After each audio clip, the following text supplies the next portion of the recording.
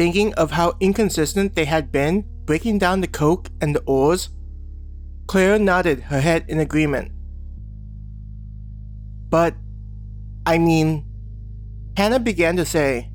When Claire turned her head to look at her, Hannah said, "We just started, so I feel like we still have time. I don't think anyone actually believes we'd become master craftsmen overnight, right?" Claire grinned at the comment. "I guess we were getting ahead of ourselves for a moment, huh?" "A bit," Hannah giggled. "It's reasonable for us to want to get to the next level as quickly as we can. I think anyone would feel the same way. Having to stay inside of the underground cities for years, the idea can be a little daunting, which would make people want to do what they can to get back to the world above us." Hannah looked up as though imagining the blue sky. "We'll get there." Claire tried to encourage her friend, though Hannah was likely feeling the same sadness that all of humanity felt about losing their home. After such a heavy conversation, Claire welcomed just being able to relax in silence.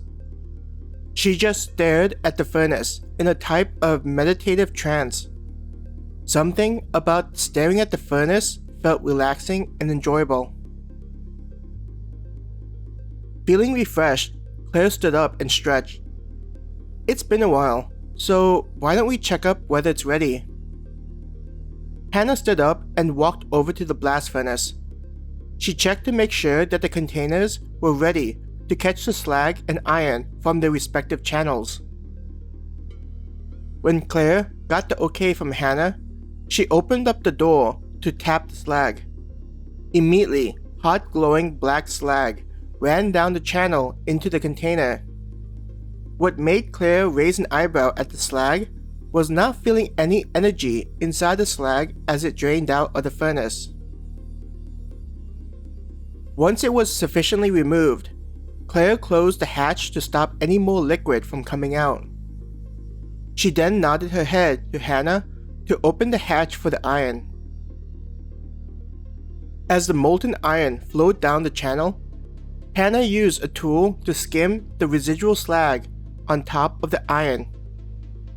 Taking the slag from the iron, the tool was moved to the container with the slag and tapped on it before returning to the iron.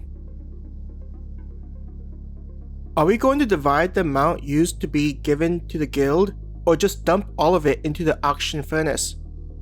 Hannah asked Claire. "Until we know whether we made the steel correctly, I want to just focus on that since the steel is what's mainly important for us," Claire said as she looked at the molten iron. Hannah nodded and went to the nearest wall to grab the tool necessary to carry the container over to the auction furnace.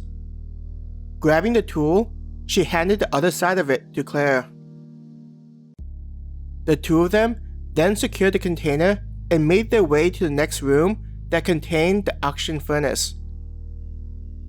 Claire felt excited as she looked at the molten iron, eager to see whether their hard work would pay off.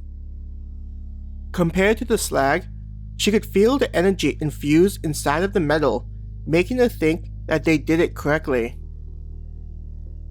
It had a similar feeling as when Dragny had walked them through the process, adding to the confidence she felt about whether they made the iron correctly. Navigating their way to the other room with the auction furnace, it wasn't long until they reached the next stage. Just like the blast furnace, this was ready for them to begin. Lifting the container, they then began pouring the metal into the furnace. They were careful to not cause it to splash. Now we just need to add in the limestone and some other substances. Hannah walked over to a large container filled with various powders. Scooping them up, she went back to the furnace and dumped them inside. Using a strengthened rod designed to withstand the high temperature, Claire began mixing the liquid.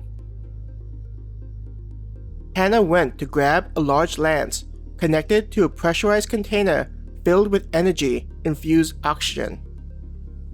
Sticking the lance into the furnace and connecting it to the holder, Hannah made sure that it was all ready. Removing the mixer, Claire closed the furnace. Once it was secure, Hannah turned the valve to the oxygen. "Let's see how this goes," Claire grinned to Hannah.